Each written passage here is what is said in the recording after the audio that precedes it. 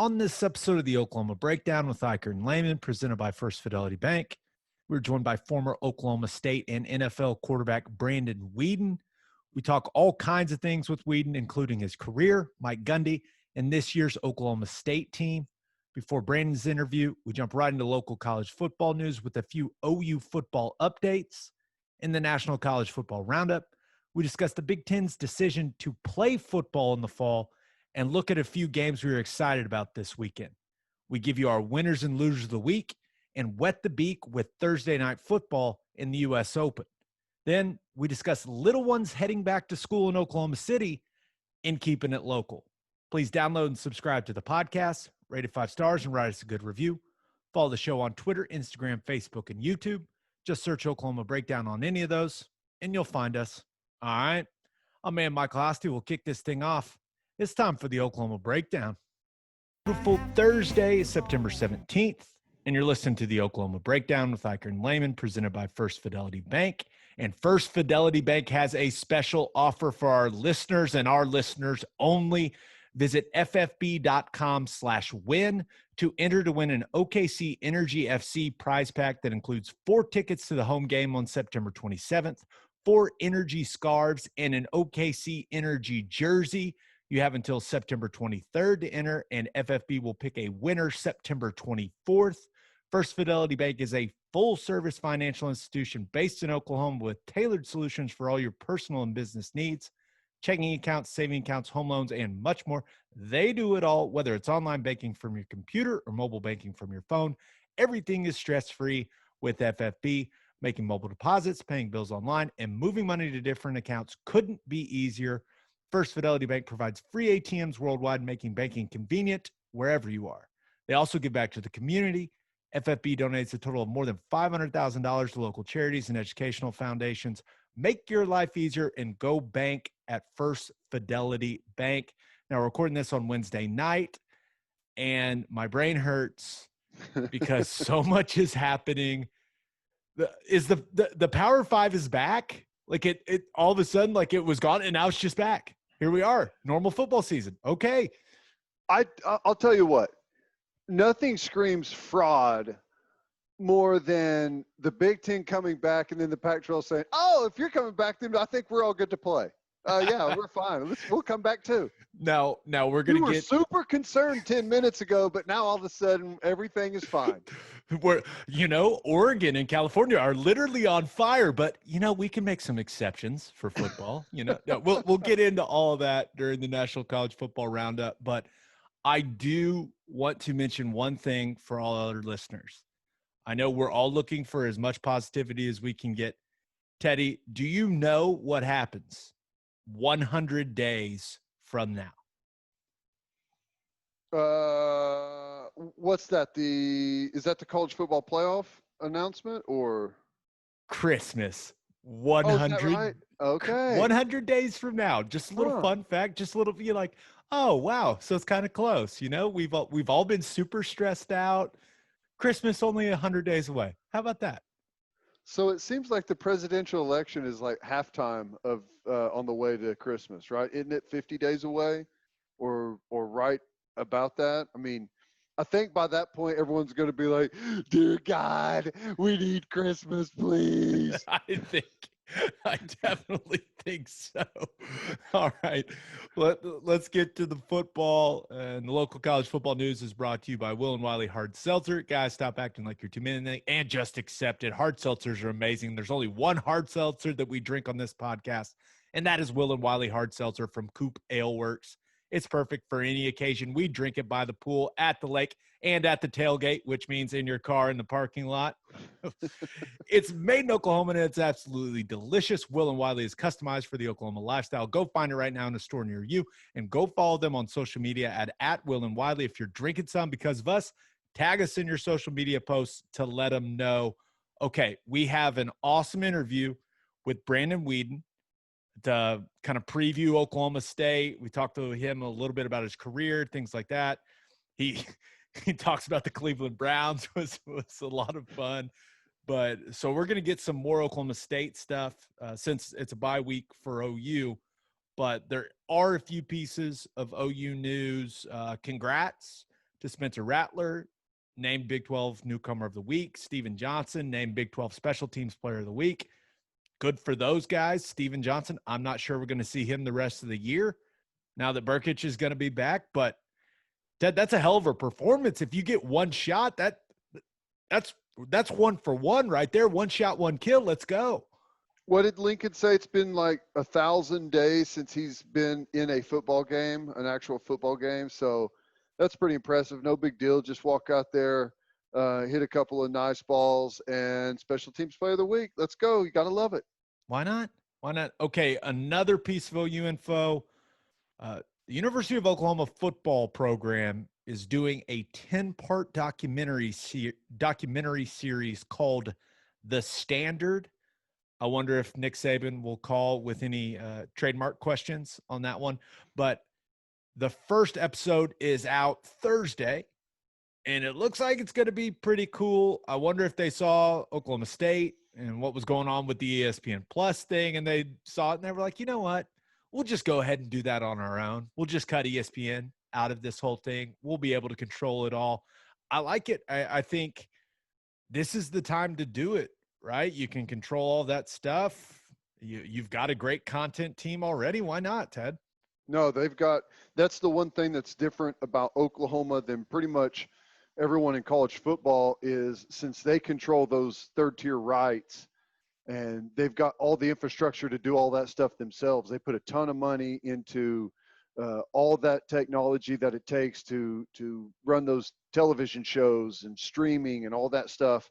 I mean, it is first-class operation. So, yeah, they can do this stuff themselves, produce it, and put out a really good product. And it's a lot easier to control the process to what you want to get out, what you don't want to get out. And I know you've always got that final editing, decision, but it just makes it easier whenever you trust your guys doing it. And they kind of know to begin with what you're okay with and what you're not okay with. So, I like it. Is it going to be on Soonersports.com? Is that where they're streaming it? So that's where I was a little confused because Lincoln put it out on Twitter, almost like this thing is going to be available almost on like YouTube type situation. That's kind of how it seemed to me. I guess we'll find out soon. So I don't know, but it looked the kind of teaser that he put out for it looked like it's going to be pretty good. They already do a great job with all that stuff anyways. And this is a great way. Let's not forget, dead period has been extended.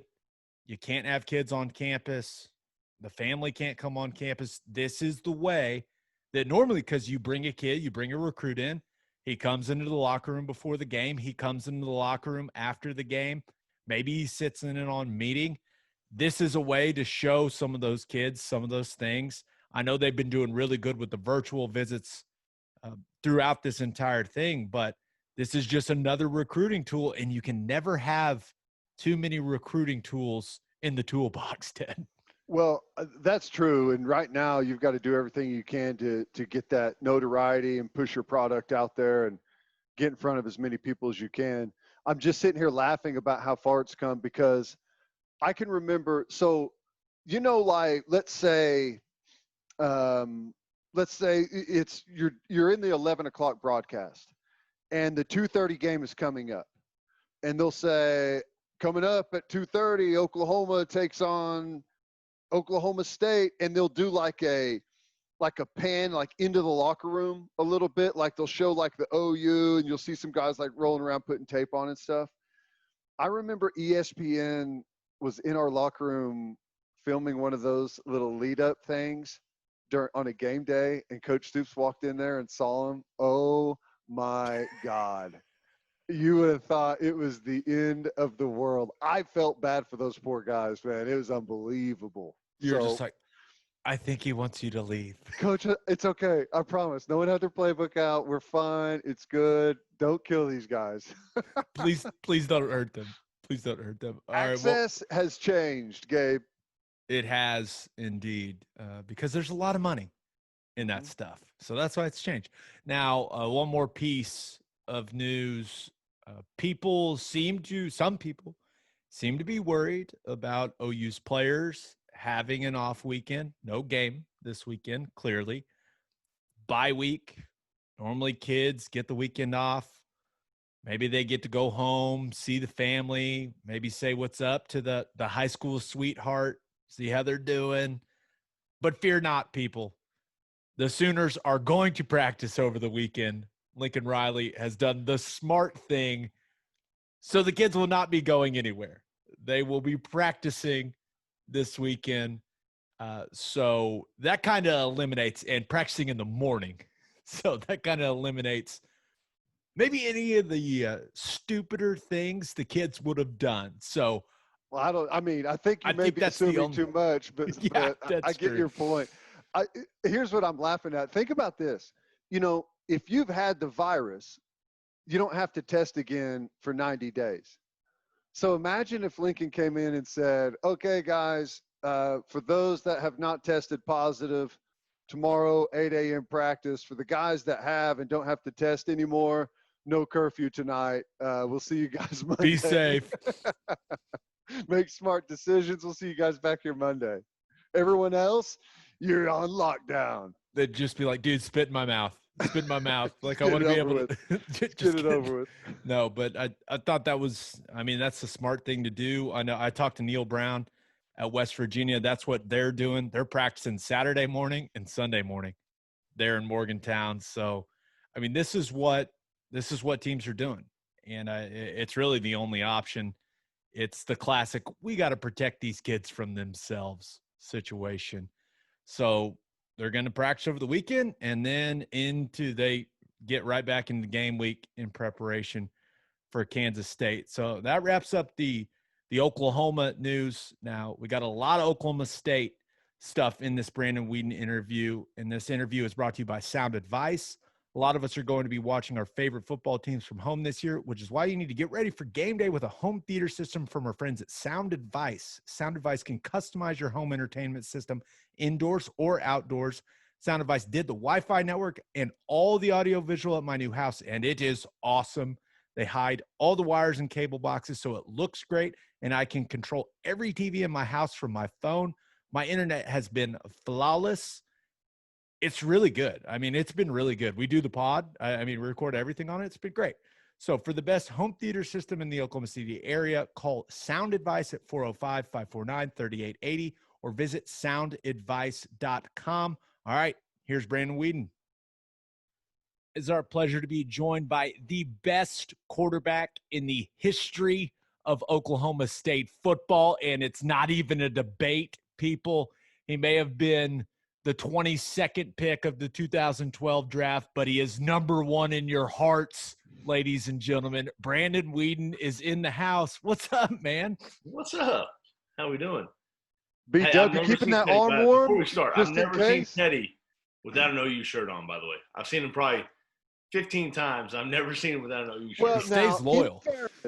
In fairness, it's pretty much every time it's been on the golf course, and I will admit that's all I have is OU polos. That's true. Yeah, no, it's fair. That's fair. I had to bust your chops a little bit. It's fair point.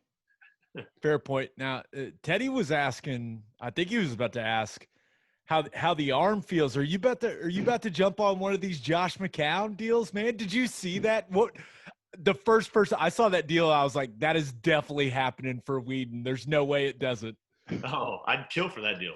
You kidding me? And I was talking to a buddy of mine. It's 12 grand a week. So you take that time 17 weeks. He's living in Texas. So, worst come to worst, he has to fly to Philly. Are you kidding me? That's about as sweet as it gets. So he's making, I don't know, $2.5 a year and, gets to take his kid to school every day.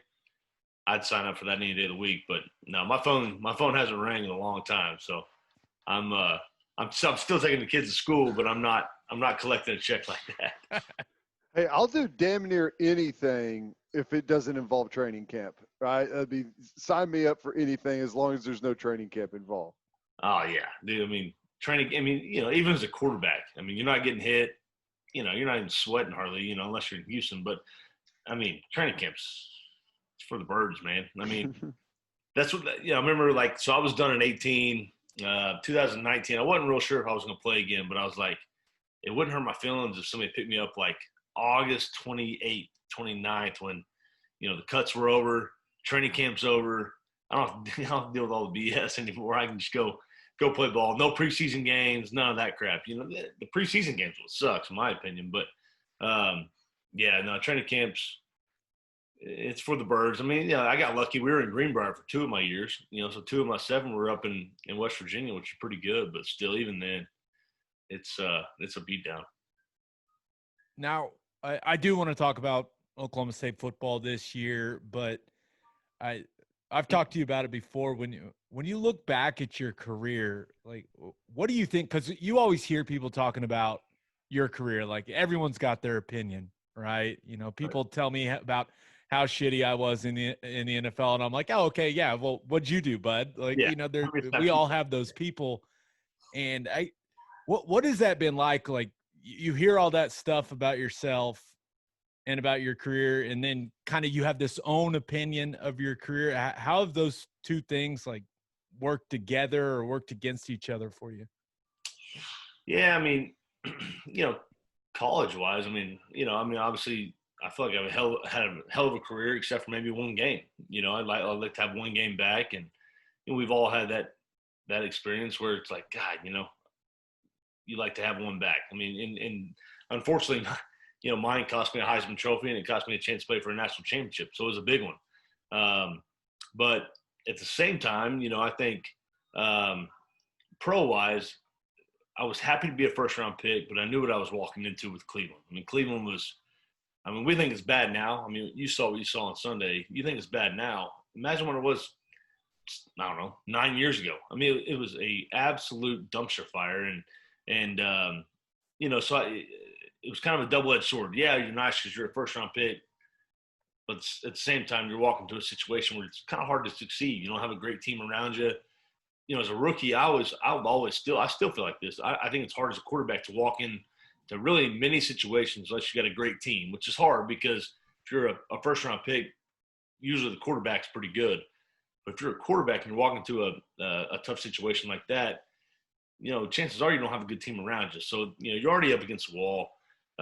You know, for me, did my pro career really go the way I anticipated? No. I mean, I played really good in Dallas. Kind of got the short end. I mean, you know, I played pretty well. Played really good in Houston. Didn't really play in Tennessee, but you know, I just kind of I started off so slow that it was kind of hard to overcome it. You know, guys like, you know, I mean, Johnny or Brady, you know, Brady Quinn or these guys that start in Cleveland. You know, once you struggle early, man, it's hard to overcome it. And you know, fortunately, I hung on for 7 years and you know, got a chance to kind of go out and play a little bit more. But man, Cleveland was a beat down, man. Well, talk about the difference. So at Oklahoma State, you know, before you got there, Oklahoma State, not a great history. They've made a couple of runs here and there, but, you know, talk about the difference in the ability to turn around a college program versus trying to turn around an NFL program that struggled for a really long time. What was the difference there? Yeah, that's a good question. I mean, you know, when I came to Oklahoma State in 07, Boone had just given all this money, so our facilities were getting better and we were catching up. But as far as the team, I mean, shoot, we were scuffling. I mean, you know, we're happy to make a bowl game, which that's not where you want to be as a program. So, you know, it got better every single year I was there. You know, I was there for the I'm a Man on 40 with Gundy and Bobby Reed and Zach. And then, you know, and Zach obviously played pretty well. I played a couple games my sophomore year in 09.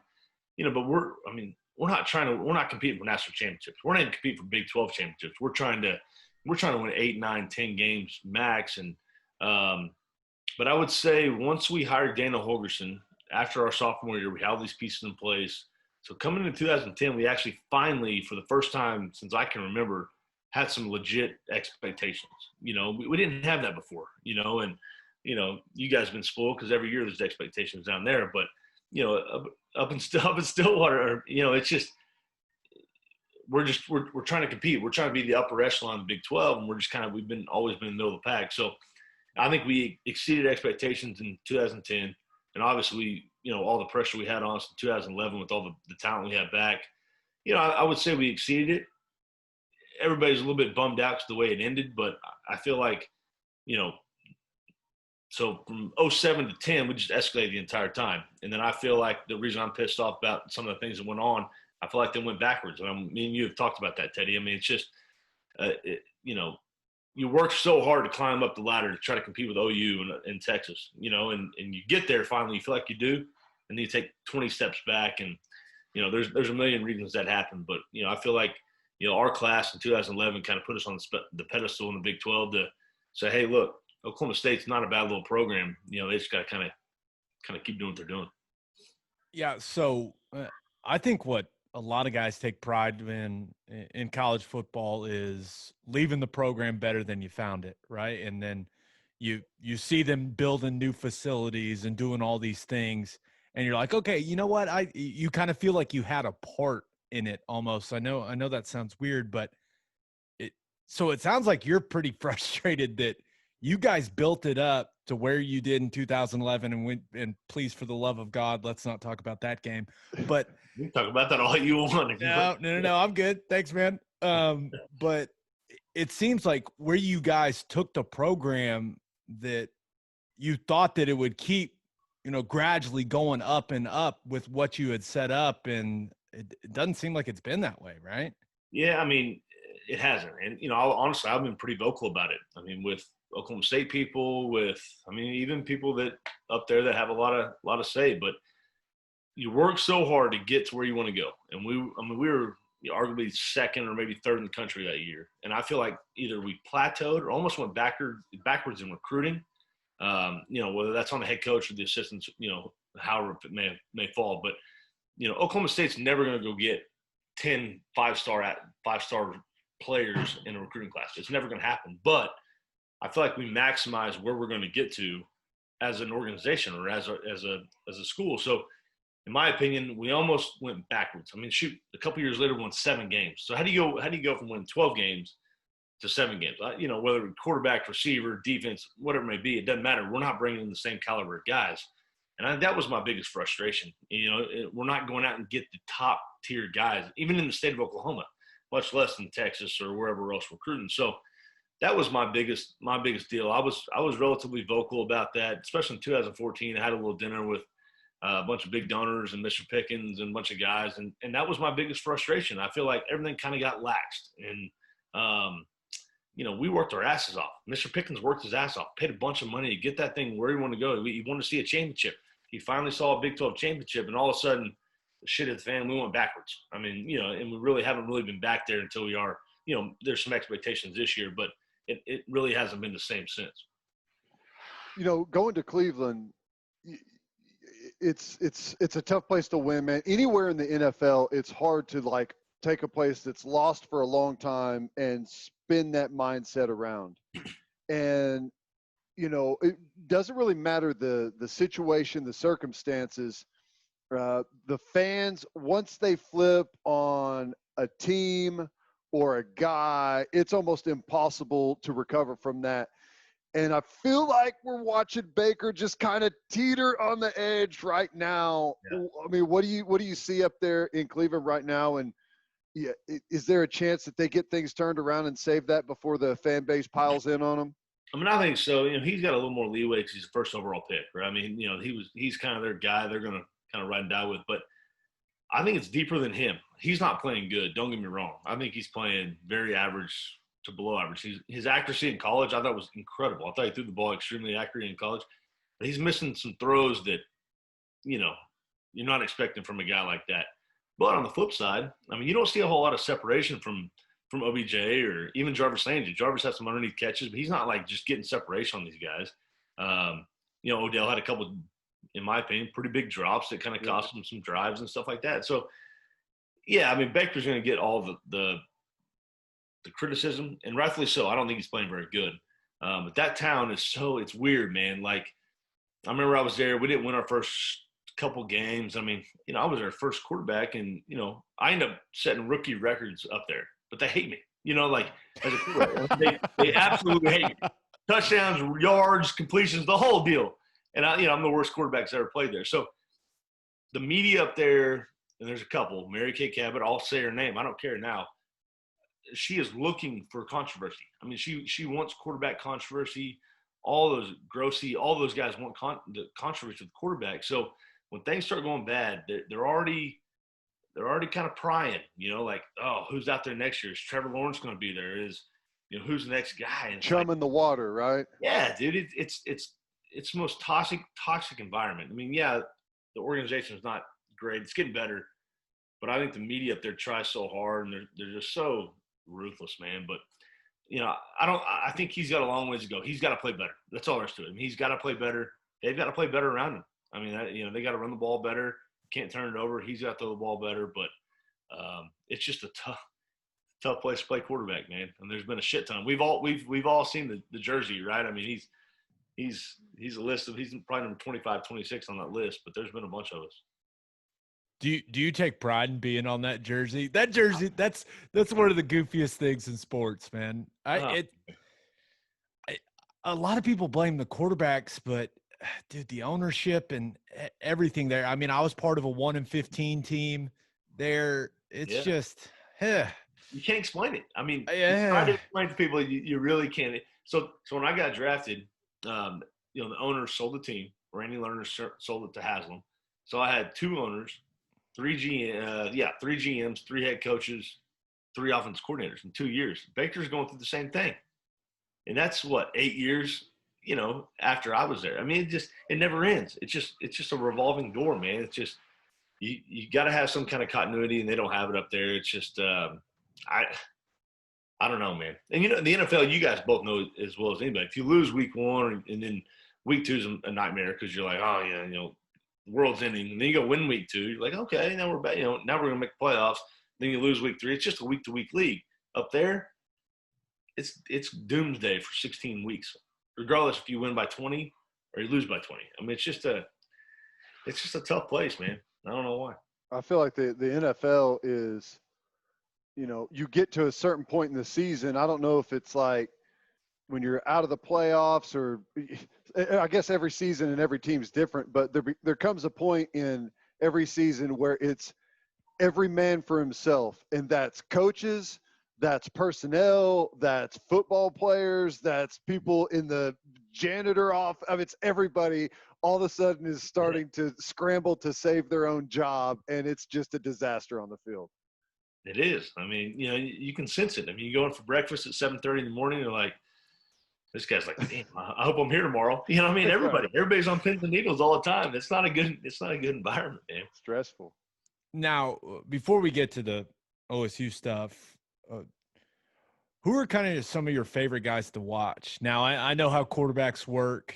You guys are always constantly watching, talking shit on each other, saying why guys suck, but then you'll throw a compliment in there every once in a while. So when you're sitting down on Sundays, like who'd you enjoy watching opening weekend? Well, I mean, I never criticize quarterbacks because I've been back there. I mean, when you sit in that pocket, you know how hard it is. So I have a hard time criticizing guys, but I mean, I've always been a gigantic fan of Rodgers. I think Aaron Rodgers is just – there's no one more talented at that position, in my opinion, in the league, throwing the football. I mean, Russell Wilson and, obviously Patrick Mahomes and Lamar Jackson. But I love watching A-Rod. So, him, Brady, and Peyton growing up, before I got in the NFL, those are the guys I really watched. Now, I mean, still him. Obviously, I mean, he's a guy every quarterback kind of wants to do. You just can't do quite what he does, arm talent wise and footwork. His footwork's not very good, but he still gets it done.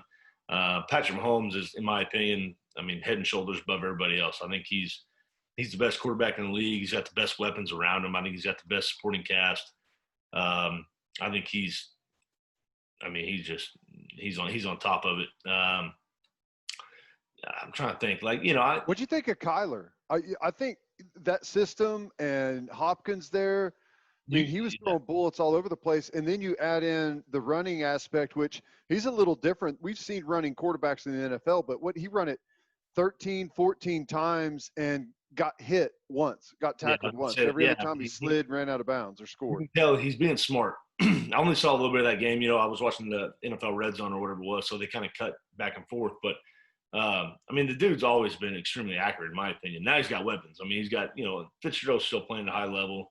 Hopkins is probably the best receiver in the league, but he's running the football smartly. I think that's, some of these quarterbacks run, even Deshaun, and I love Deshaun, but sometimes he takes some hits. You're like, dude, you're not the biggest dude in the world. Kyler's obviously not the biggest dude in the world. Even Cam, I'm a Patriots guy. Somehow, I don't know how in the world that happened, but I watched the Patriots, and I thought Cam looked great in game one, but it's like, dude, you're just coming back from injury, and you're taking 100 shots out there.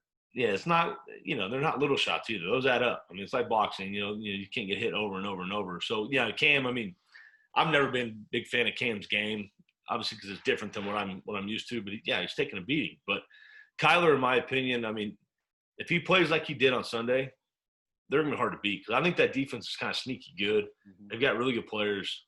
I've always been a big fan of Kyler. First time I ever saw him was in Dallas. I was with the Cowboys, and we did a Nike 7-on-7 passing deal. I was like, holy shit, who's this dude? His dad was out there, and he was kind of helping him out. I was like, God, this kid's he's different, So obviously did what he did down there in Norman, but no, I think he's got a humongous ceiling. I think he's if he runs the football like that, he's got to use those legs. That division is arguably the toughest in probably the NFL. So he's going to have to do some of that. But if he can stay healthy, they got a chance. They're gonna be tough to deal with. I'm a big fan of Cliff Kingsbury as well. I think he's a good offensive mind. Yeah, they're fun to watch. I enjoy. Obviously, Kyler is a lot of fun to watch. Okay, finally we're gonna do it. We're gonna talk about Oklahoma State football. Fine, twist my arm. Talk about OU if you want to. I don't care. We can talk about whatever, but I do want to talk about, before we talk about the season about to get started for the Cowboys. It was an interesting offseason there in Stillwater. And I just wonder, what were your reactions to those situations? The Chuba Hubbard thing, the Mike Gundy thing, because Oklahoma State was on the front of everything. I mean, you turn on CNN, Fox News, it didn't matter. Like, Oklahoma State was front page news. So what was your reaction to all that? A little shocked. I mean, I guess it's so close to home type deal. I mean, I didn't even know what OAN was until I had to Google it. I mean, I had no idea what the whole thing was, but I'm sure Chuba doesn't either. I mean, I'm sure somebody told him what it was. But, the T-shirt thing, obviously, I'm going to go on a rant a little bit here, but, the society in the world has gotten everything's political. Where you're politically correct. Everything's about politics, everything, so you can't really express your own feelings, whether which side you're on, and I think whether it be the NBA, Major League Baseball, obviously football, college football now, it's all so dadgum political. And I think it's steering people in the wrong direction. I mean, I think viewership's going down because of all this stuff. I can name literally 30 OSU fans that will never watch an Oklahoma State game while Chuba's there. Now, is that right, wrong, or indifferent? Probably not. I mean, I think that's a little ridiculous. But, I get both sides. I mean, we've all been in locker rooms. Locker room's the most sacred place in the world. We've all got black friends. Some of our closest friends are black guys. And so it's a unique place. So it's hard to explain, to kind of talk about that outside of locker room, you're at the golf course or with your buddies. But the whole situation at Oklahoma State, it's just kind of what's going on in the world. And I think it's right. I think black people in the society, I think they have a legit complaint. I think, the way the cops are treating them, the whole deal. Now, does that happen in Stillwater? No, but I think I think they're seeing the bigger picture, which is fine. So he's got a platform. He's using it. I'm all for it. I just think when it comes time to play football, let's go play football. And that's my whole deal is, everybody's talking about, should we play? Like, should the Big Ten play? Should the Pac-12 play? Yes. Everybody, we all need football, whether it be societal issues, COVID issues, whatever it may be, we need football. We need that continuity again. I think that kind of brings us together. But, I know too much from my own good up there of what's going on in Stillwater. I know too much, but, I think everybody's handled it the right way. I think Gundy handled it the right way. Obviously, I think Chuba's handled it the right way. I think he's a stand-up dude. Tylen's a stand-up dude. They're all stand-up dudes. They've all got to grab. I'm on the fence here because I get both sides. But, I think, at the end of the day, we're a team. Everybody's a team. If you're in that locker room, let's all join together and go play a game. That's why it's so good to be in a football locker room. That's really the only thing I miss about playing is just being in a locker room with the guys, and you're all kind of going to that one goal. So from what you heard, I mean, it looked like at one point that Gundy may lose the team. You know, like we've been there or we've heard of situations where a coach or a staff, something happens, whether it's on the field, coaching, game plan stuff, or off the field stuff. Once a coach or staff loses the team, it goes bad. And it looked like there was a point where that may happen. And then we saw like some mended fences. Some of it looked legit. Other times it didn't look That legit. ridiculous video. Right. So what do you think? Is this team focused? Are they in lockstep? Are they 100% behind Gundy and that coaching staff? It's hard to tell. I mean, I've only been to one practice. I went up last Wednesday, sat in on the meetings and with the quarterbacks, and I went out to practice. If you're looking from the outside looking in, yeah, they look like they're all kind of dialed in. But the rumblings I'm hearing are, there's some guys gravitating in different directions. They're not as cohesive maybe as, they use the example as a team, my senior year. My senior year, we were a tight-knit group. That's what it takes to win.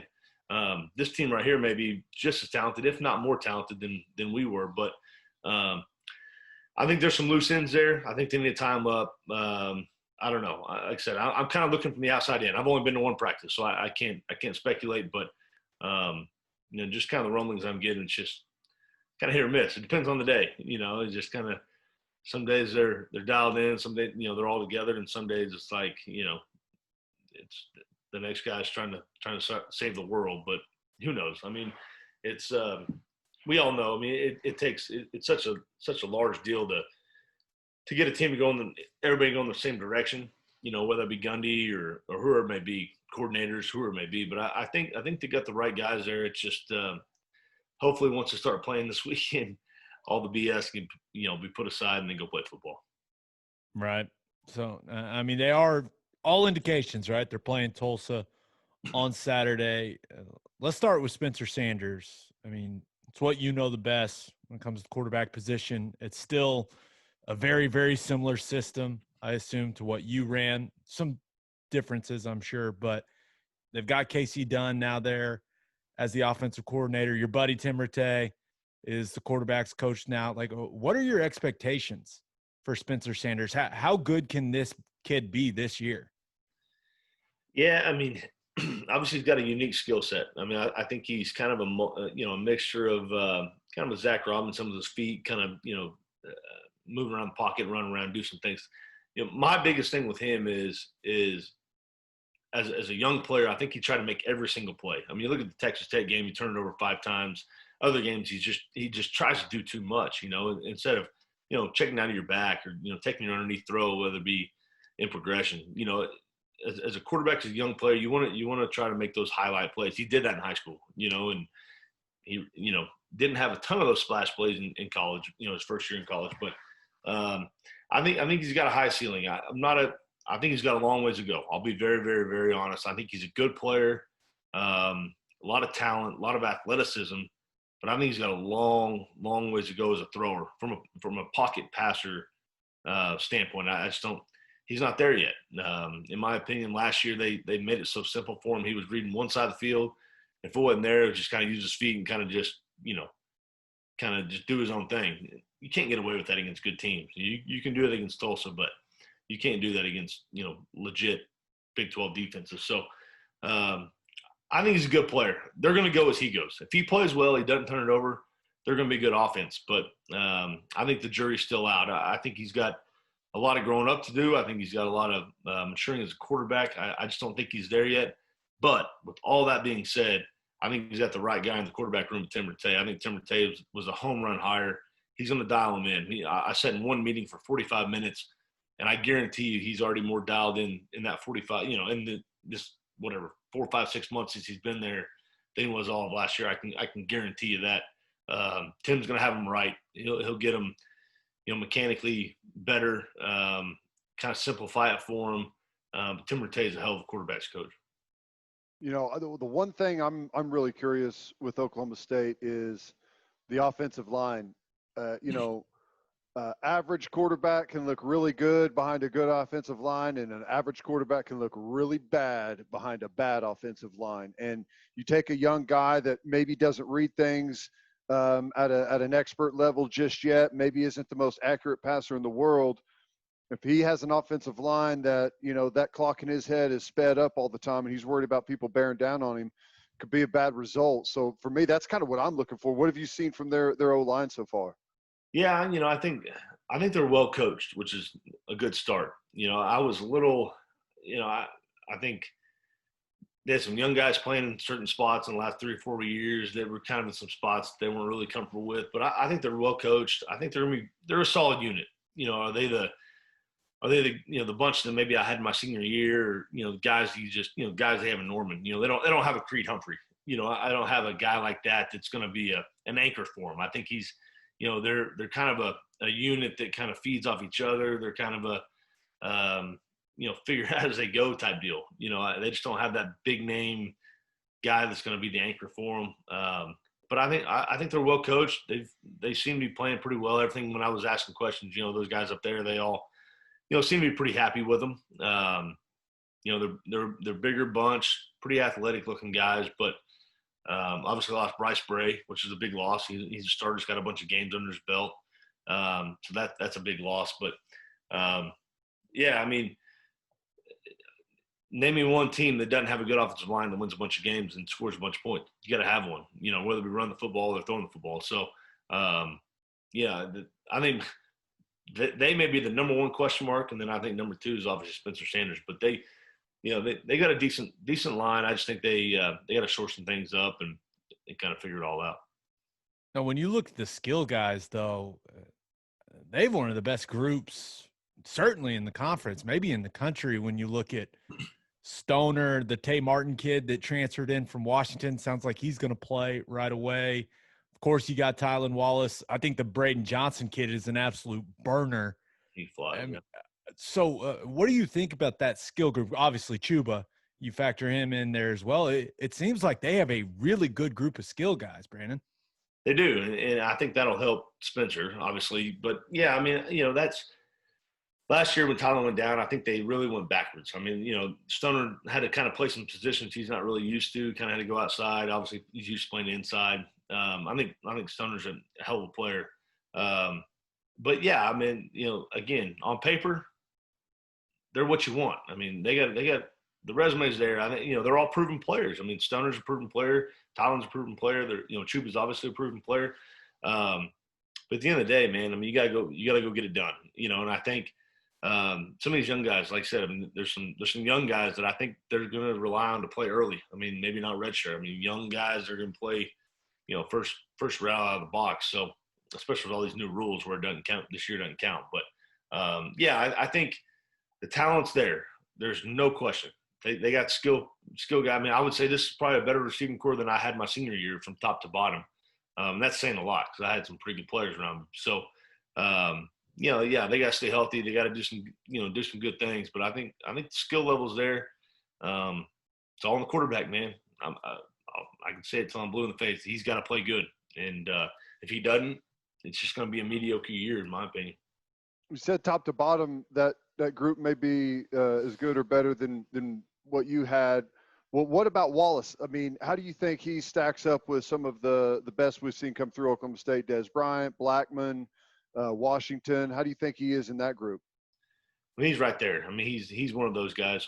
I would say James is a little different. James is built different. James run different. His skill set's a little different. Whereas Blackman kind of could do everything. Ran every route, understood coverage. I wasn't around James, so I don't know his mental side. It seems like he's obviously doing pretty well because he's playing on Sundays. But no, I think Tylan's got the ability to be up there with those guys. I think his ball catching ability, his go up and get it, as far as using his body to move guys. He's strong. He's fast.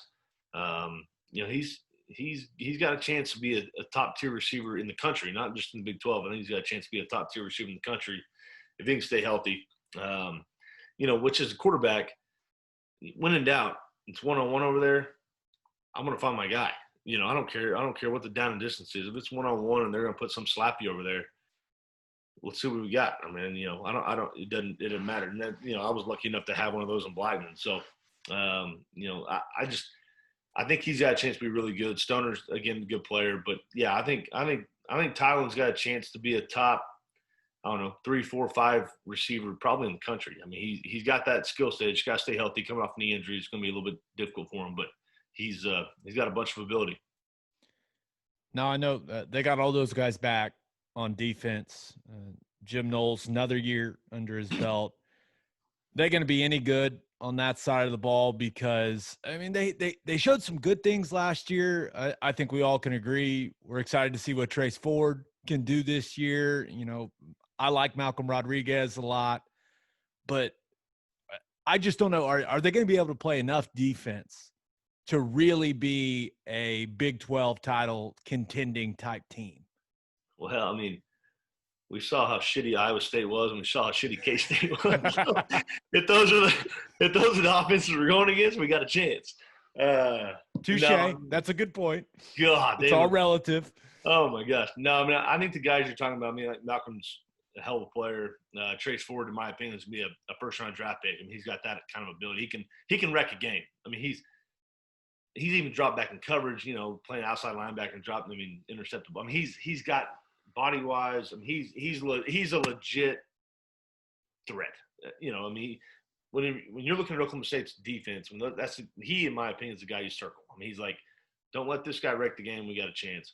But, you know, the one thing that stood out in practice that I got there in 2007 that I thought was different was the corners.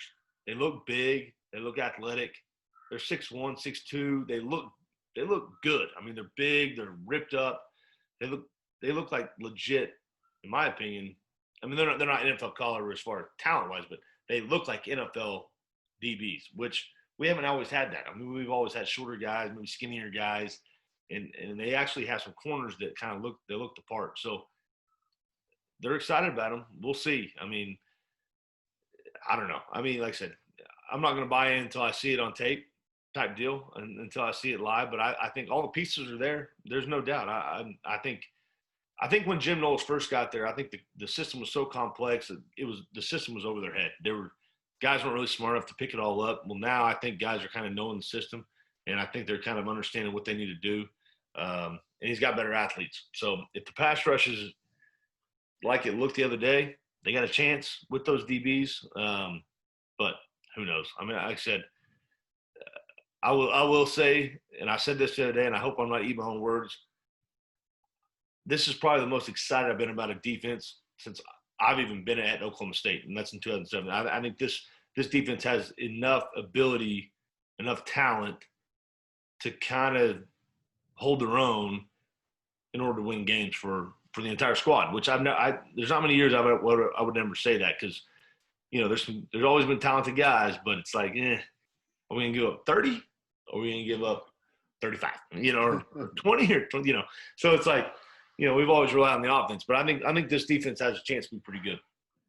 I'm going to veer off just on a quick little tangent here. What was your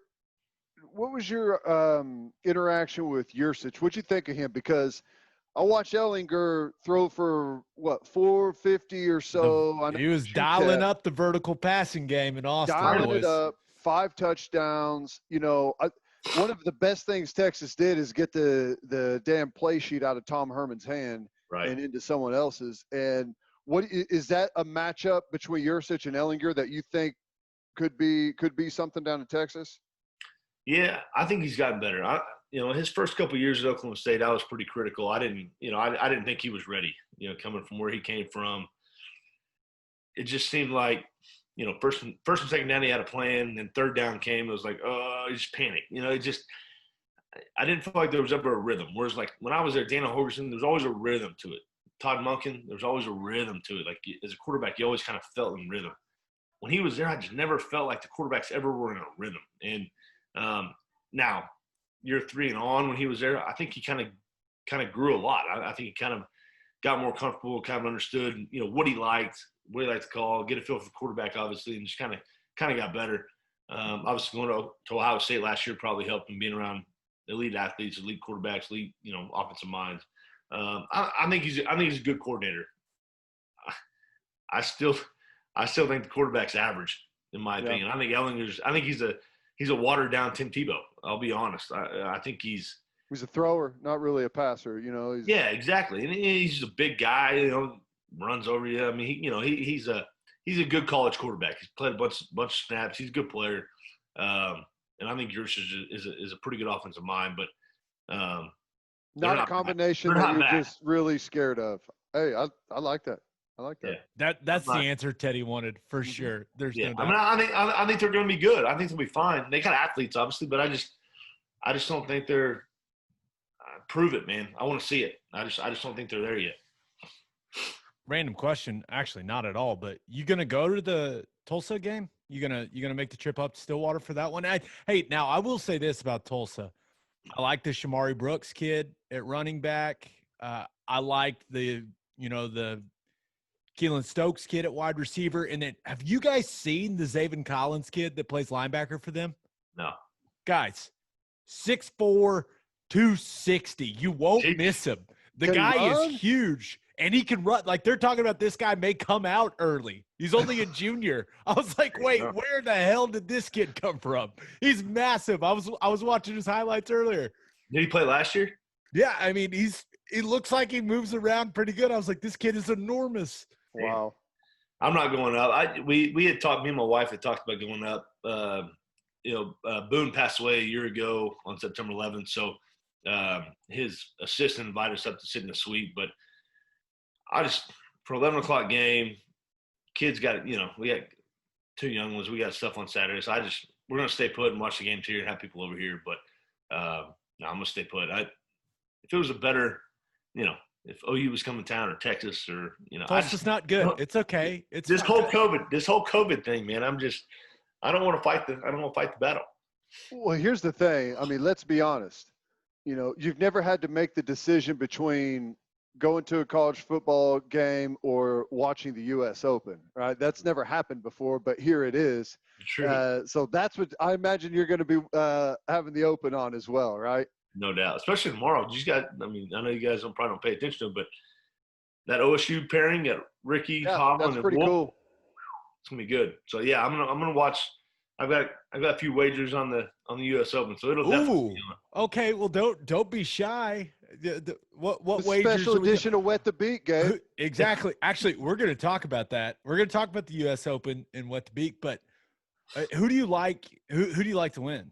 I mean, that's kind of the simple one, right? Who do you think? Rahm? Because I know everyone likes him because he won the BMW, right, and the Memorial, and everyone says those were impossible. And this course, even though the USGA said it's going to be a little easier, they said we'll make it a little easier. Yeah. You must be the guy that dropped $45,000 on Phil to win it. Was that you? No, it wasn't me. It wasn't my dumb ass. I made some dumb bets, but that's not one of them. I saw the guy that set up the course. He said he wants 8 over to win it.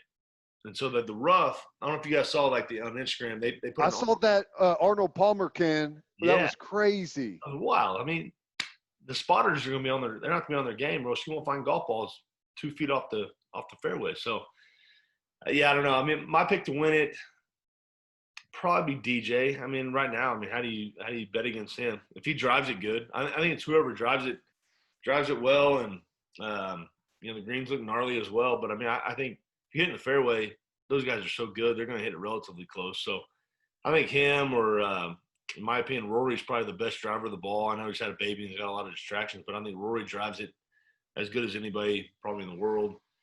He'd probably be one of my top 3 picks. So I would say Rory be 3, 2.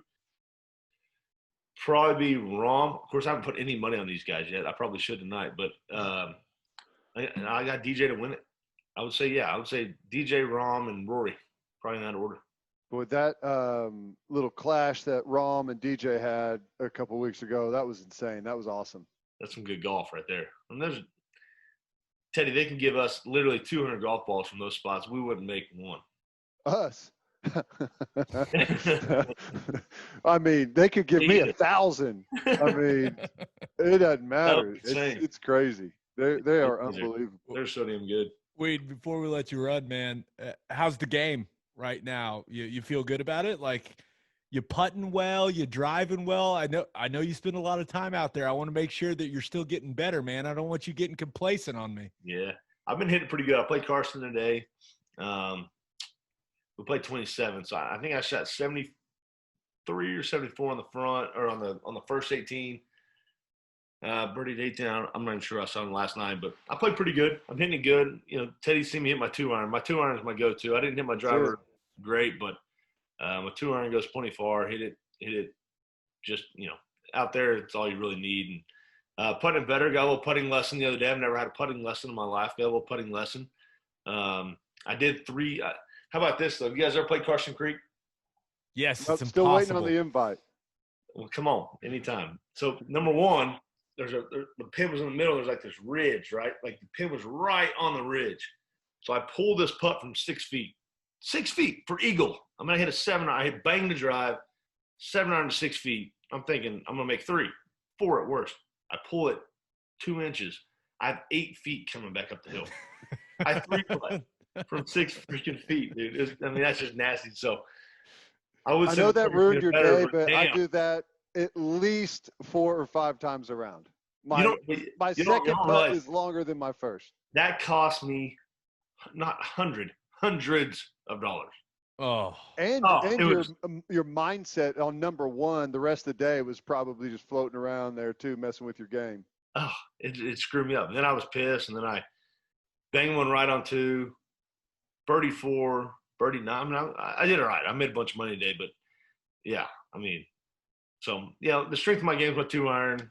I'm hitting it all right. I'm a tinker. I think every time I've ever played with Teddy, I've got a different set of irons in the bag, but I'm a tinker. Different set of irons, different golf shoes. I figured out the key to getting Brandon to play bad. The more he drinks, the worse he gets. Big time. So what was that one day as we were playing a scramble, I think we had to shotgun a beer if we didn't birdie the hole, and it got out of hand pretty quickly. No, I thought it was shotgun a beer for every birdie we made. Maybe that's what it was. And then we started, then we played like shit, and we didn't make many birdies. We had a good time, though, man. It was fun. Thank God I was in the neighborhood. I didn't have to drive. I could jump in the golf cart and go. That was the Warriors for Freedom thing, I think. That was a good one. That was a lot of fun.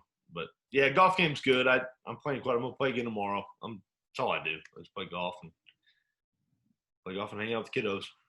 There you go. Well, time.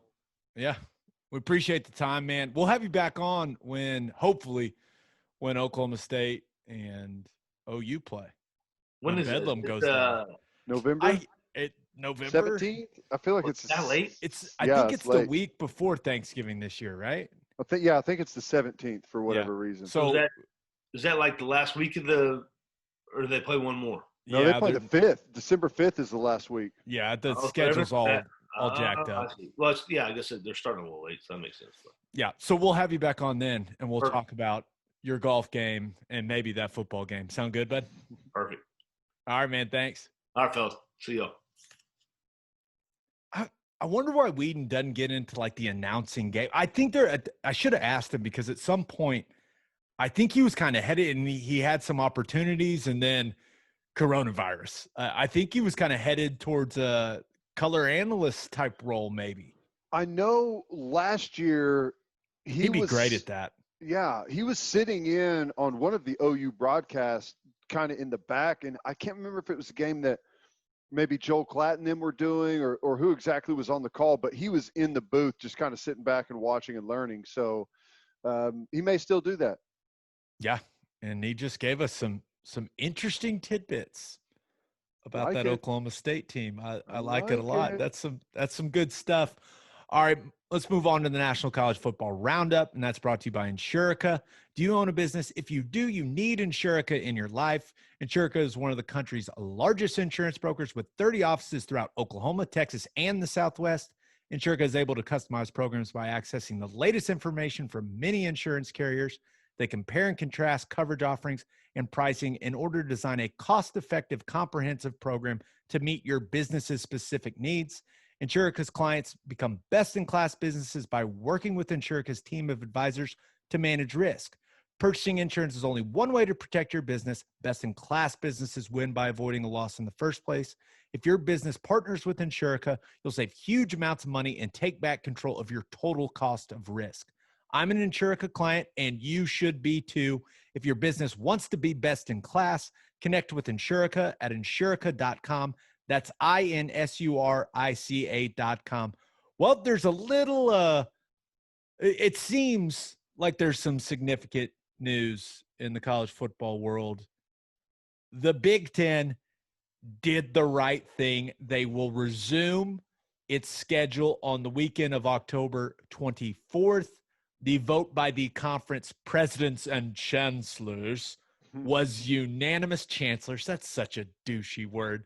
It is. Maybe it's not. I don't know. But it is. Yeah, okay. Okay, it's not just me. Good.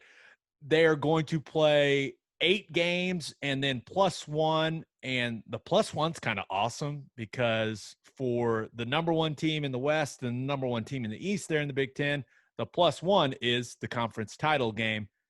The number 2 team in the East will play the number 2 team in the West. The 3 will play the 3, and so on and so That's forth. That's pretty cool. How do It they is cool. decide where the game's going to be? That's a great question. I have no idea. Is it going to be one of those things where it's all – now, they're going to release that schedule, it sounded like, in the next couple of days. I wonder if it'll all be like in one spot. Oh, like a Little League tournament. Just play one right after another. Wouldn't that be awesome? Just a full day like, hey, it's Big Ten Day, and they just play every damn game. You got guys stretching over on the side while Ohio State's playing whoever. Yeah, that'd be great. They're like out around. It's in like Indianapolis or something. They're out in the parking lot getting warm. One of those, just do it at one of those big Little League complexes where there's like 6 football fields out there. Just play them all at once. Yeah. Hey, I'm all for it. Football all day. Why not? Give me the all 400 camera so I can watch everyone at the same time. I want to see all the kids at once. Please. Thank you. So this is awesome. It's great. They're going to test the kids every single day, and it seems like that was the thing that really got them over the hump.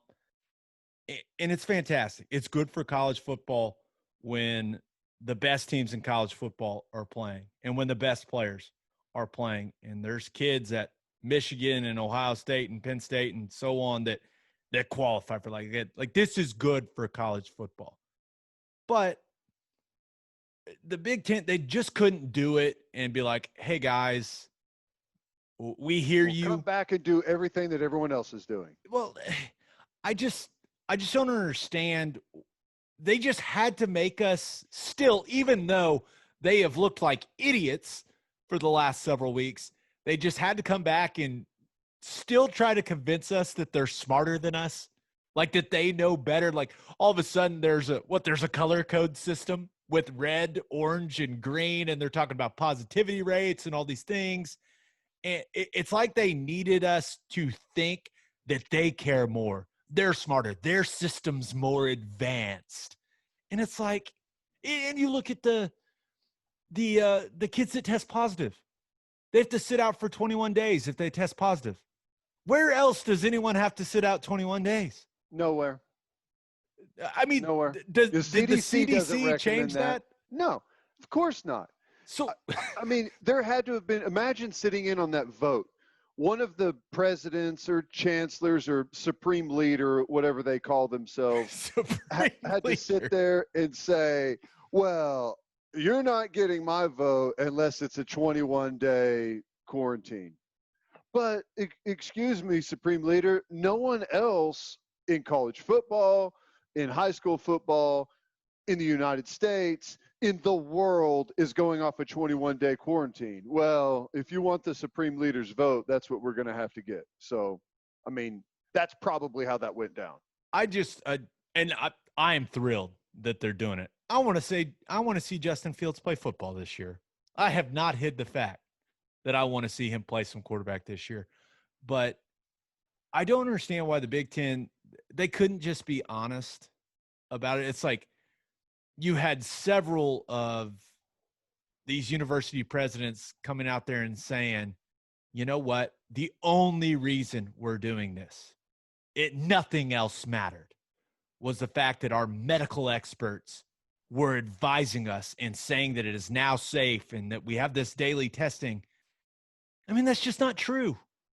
It's not true. Like, you're playing football, yes, because number one, you think you can keep the kids safe and you have the testing. But number two, there's a ton of money at stake. All of the people want to see it happen. And they have been bitching at you this entire time that other people are playing football and you're not. Like, I don't know why they can't just be like, you know what? We reassessed. We made a mistake. But it's like, nope. We're smarter than you. We're better than you. Here's our system. 21 days. 21. It's just like, what are we doing? I'm tired of their high and mighty bullshit, man. I am. No, I am too, especially whenever pretty much every state that I know of in Big Ten country is playing Little League, junior high, high school, college, some of them, and professional football. A lot of them. So, I mean, that's the thing right there. And, you know, the whole situation about the positivity, like the percentage. Okay, so this was very confusing to everyone, including myself. So the player positivity rate, very easy to figure out. But then the Big Ten, instead of just saying players, coaches, and staff that will be tested, what word do they use, Teddy? Population. Yep. Why would they use that word? It made everyone think that it mattered what was happening within the cities that the schools were in. They're like, well, we got to look at the positivity rate of people, everyone being tested in the city. Like, oh, this is going to be difficult. I mean, it was just, why'd they do that? Yes. I mean, that's what it is. So they used the word population instead of just saying players, coaches, staff that will be tested with the daily testing. They used the word population because they thought it sounded fancy. Well, so tell me if this could be totally wrong, but there's like two percentages listed. There's like 5% and 7.5%. Like if the player positivity rate is like at 5% and the population is at 7.5%, they have to stop for 7 days, right? All activity. Yeah. So it's almost like they said, yeah, we're coming back, but you know, just to let you know, we're shutting you down. Like, you're coming back, but we're shutting you down. Like, I haven't looked into all of those cities up there and seen what they're doing right now, but I mean. So Nicole Auerbach from The Athletic asked what the population positivity rate was about. And this is what she tweeted. Got some clarity about this.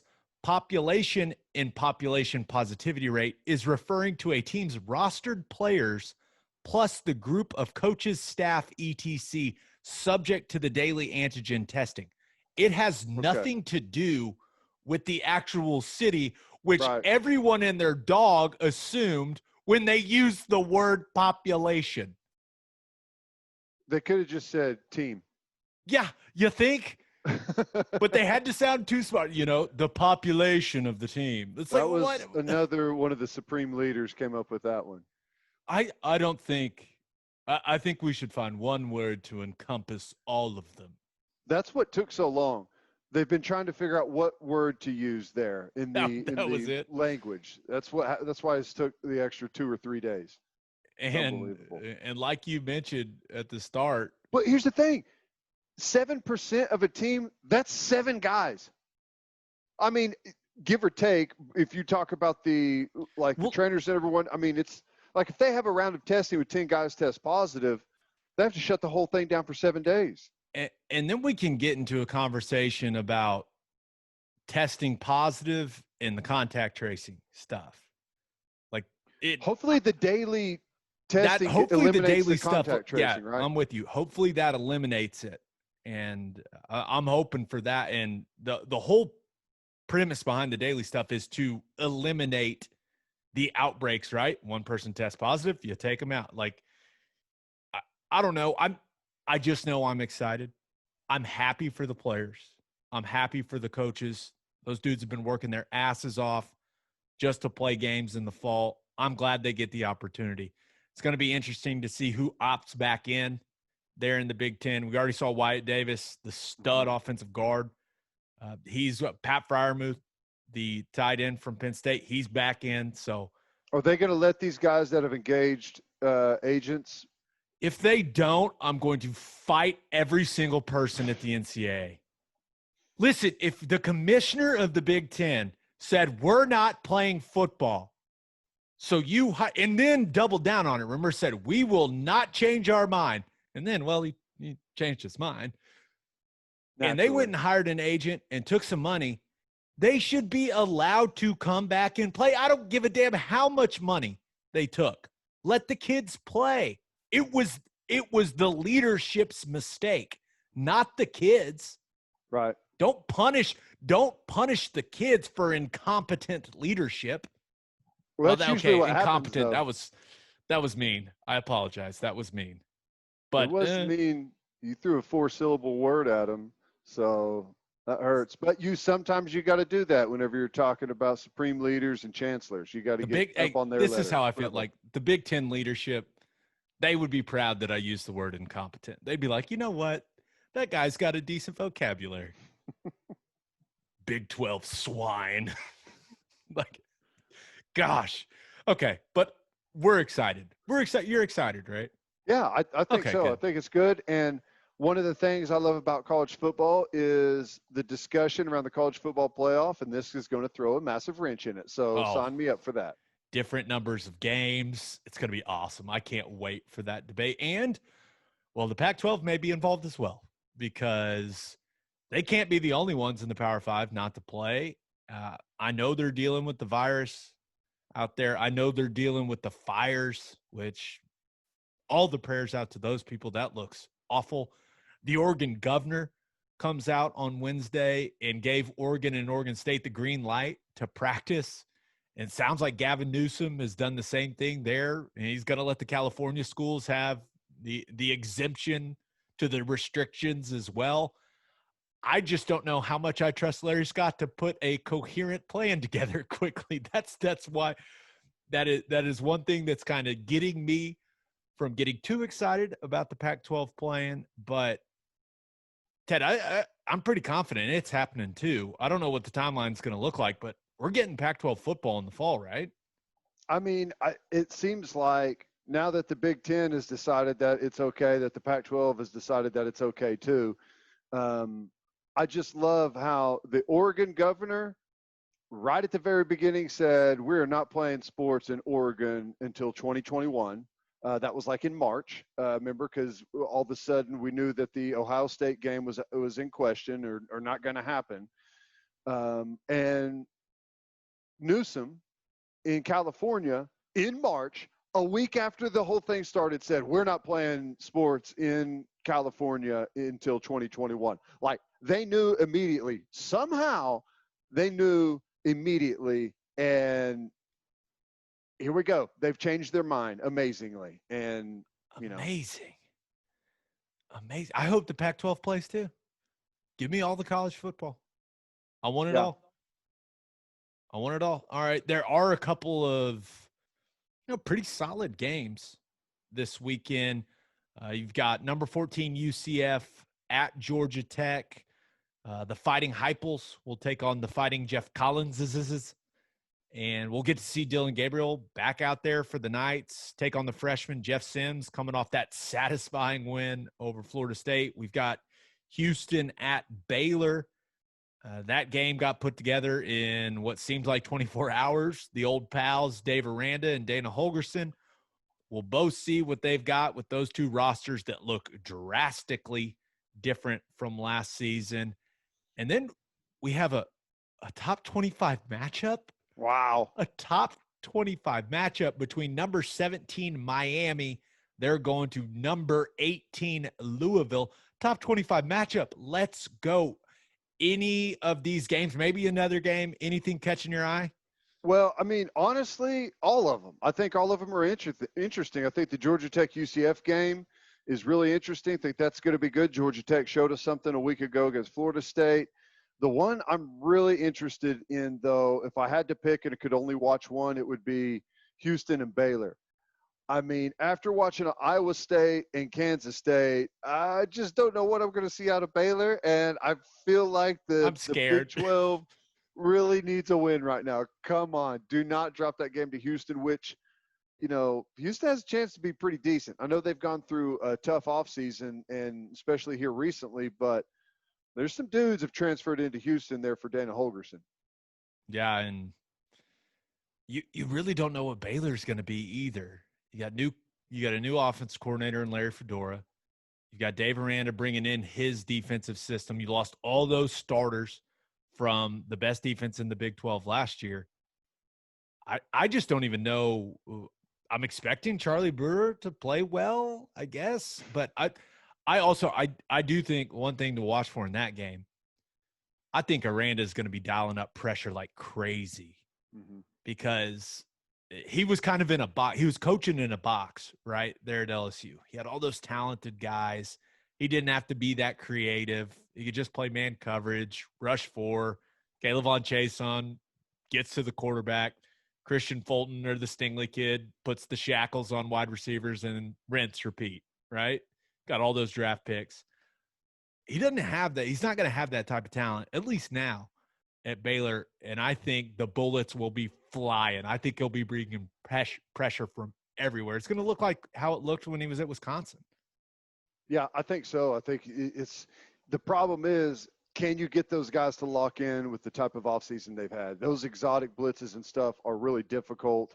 And with limited time, limited access to them, we'll see how much they can grasp and understand those concepts right away. It's probably going to be a big risk, big reward type of defense.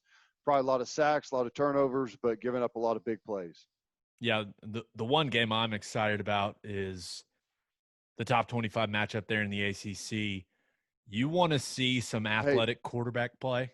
My computer's about to restart on me, so I'm going to have to see if I can do it. It just popped up and said in 2 minutes, like Fidelity National's doing a restart. So I'm like, I'm leaving it in. I'm leaving this in. Okay. I'll either dial back in by phone or I'll maybe use my wife's computer. Okay, cool. All right. Sorry. And we're back. We are back. We're back. Is everything We're okay? Back. We're back. Technology's a hell of a thing. It giveth and it taketh away, Gabe. I was using my computer and it said, you're not using it anymore. We're restarting this sucker and loading some new software on here. So I was able to dial up with my phone. So sorry to my computer, but here we are, man. We're back up and running just like that. It's all about being flexible and adaptable in 2020. And here we are. And as I was saying, I'm excited for the good one in the ACC. You want to watch some athletic quarterback play. You're going to get it with De'Aaron King there at Miami and Mikhail Cunningham at Louisville. Both of these guys are entertaining as hell to watch play. And I thought De'Aaron King, he looked pretty solid in the opener, looked comfortable operating Rhett Lashley's offense. They were playing with some serious tempo, which was fun to see. And the Cameron Harris kid, he was impressive running the rocks. So I know Scott Satterfield feels good about his team. He seems to be building Louisville the right way, and I know that's exciting. And they've got one of the best players in the country that a lot of people don't know about in Tutu Atwell. So I'm really excited about this football game. And I feel like Miami's got the upper hand. I have no idea. Maybe it's just because they beat the hell out of Louisville last year, even though these rosters are both very different. Miami had a bunch of guys opt out, but Louisville looks the part. I think that defense is pretty solid, but Ted, I'm all about this game. This game is going to be entertaining at the very least. No, I'm with you. I think it's going to be a lot of fun. Watching De'Aaron King is always a blast. He's a special kind of player. Now, this is a game that Miami, if they ever want to entertain being back, they got to win this, right? I mean, that's a really good point. Yeah. it's like how long can we wait on Miami? You know, they've recruited decently. They've got what I think is the right coach for that area, that team, that city, but they've got to start winning some big games. And it's strange to say that Miami and Louisville is a big game for the U, like what they're used to doing back in the day, but they've got to start winning some of these games. If they can't get over the hump against teams like Louisville, they're never going to get over the hump against FSU whenever they're back and Clemson whenever they're humming. So, you know, they got to do it, or I just – this is like my last time with Miami. Like, I felt like a couple of times like, okay, they got some good players. They got some solid guys in there. They need to start winning some of these games, and I may just totally throw in the towel after this if they can't pull it off. Even though I wish that D end was playing. That dude was a beast. The Rousseau kid. Ooh. Yeah. Yeah, you'll see him on Sundays, but don't worry. Yeah, no big deal. Don't worry. He'll be out there. All right, let's move on to our segments. And let's start up with our winners and losers of the week. And the winners and losers of the week are brought to you by Advanced Weight Loss Clinic of Sand Springs to help you execute a realistic and achievable weight loss plan designed for you and only you. They've got all kinds of treatments for men and women. They're licensed and trained experts, combine diet and exercise with hormone therapies to maximize your results. If you're struggling with low libido or lower energy, Advanced Weight Loss Clinic of Sand Springs can help with that too. They also offer Botox and fillers. To get on the path to losing weight, call 918-241-LOSE or visit their Facebook page. If you mention the podcast, you will get a free fat burner injection. All right, Ted, who do you have as your winner of the week? Austin Seibert. And I know it's like, how in the world could you pick Austin Seibert as your winner? He just got cut from the Browns for missing a field goal. Well, I'll tell you why. Because he got picked up by the Cincinnati Bengals, right? The in-state, in-division rival. And I'll go ahead and tell you how this story goes, Gabe. He kicks a game winner against the Browns on Thursday night and kicks in Cincinnati for the next 15 years. That's how this thing works, right? Isn't that just natural? The Browns – that would be very on brand. I almost said on Browns. That would be very on brand for the Cleveland Browns. There's no doubt. Right. And Joe Burrow, turns into like the next great quarterback in the NFL, and the Cincinnati Bengals are in the playoffs every year. And, that's just how it is, right? So Austin Seibert is my winner for the week. I can't wait. I hate to root against the Browns, but I'm kind of rooting for that scenario, right? I think we're all rooting for that scenario. Oh my gosh, that would be so amazing. Please. All right, who do you have as your loser of the week, Ted? Oh, man. There's some things that really frustrate me, and a lot of it is when good people do stupid things. And I think Ezekiel Elliott's a good guy. I think he is. Deep down somewhere, I think there's a good guy in there. I think there's even a smart guy in there. That's why it frustrates the hell out of me whenever someone like that tattoos "feed me" on their stomach. Come on. Like, who would ever think that's a good idea? Who? How? Okay. And I'll say this about Ezekiel Elliott.